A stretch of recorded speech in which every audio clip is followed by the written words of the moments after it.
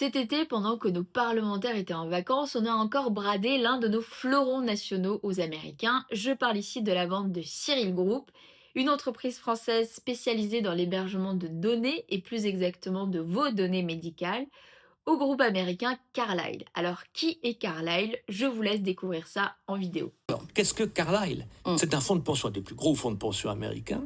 C'est un BlackRock bis. C'est ça, et c'est le fonds de pension de la CIA, Ah! entre autres.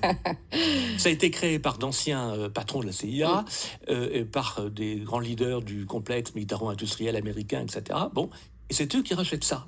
Donc voilà, je pense que tout le monde a compris de quoi il s'agissait dans cette affaire, et comme le rappelle le journaliste Éric Branca dans la vidéo, Bercy a bien essayé de mettre son nez dans cette affaire pour un succès plus que mitigé, puisque la vente a effectivement eu lieu. Et puis en dehors de cette question de dépossession, encore une fois, d'une société française qui fonctionne au profit des Américains, ça pose de sérieux problèmes de souveraineté. On regarde la suite de la vidéo.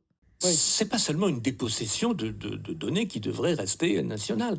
C'est en même temps que on donne au ministère de la Justice américain, DOJ, la possibilité de mettre son nez absolument partout, justement, par le truchement de l'extraterritorialité du droit américain. Oui, et le Cloud Act. Alors pour ceux qui ne connaissent pas, c'est quoi le Cloud Act? Le Cloud Act a été voté en 2018. Elle a été créée pour faciliter l'accès des autorités américaines, comme le FBI ou la NSA, aux données stockées par les entreprises américaines, même si ces données sont hébergées à l'étranger. Comment ça fonctionne? Imaginons une collectivité française utilise Microsoft 365, Google Workplace ou Amazon Web Services.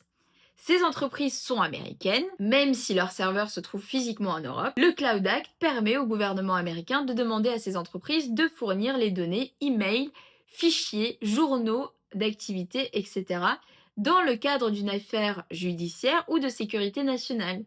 Et l'entreprise doit obéir, même si cela viole le droit européen ou français.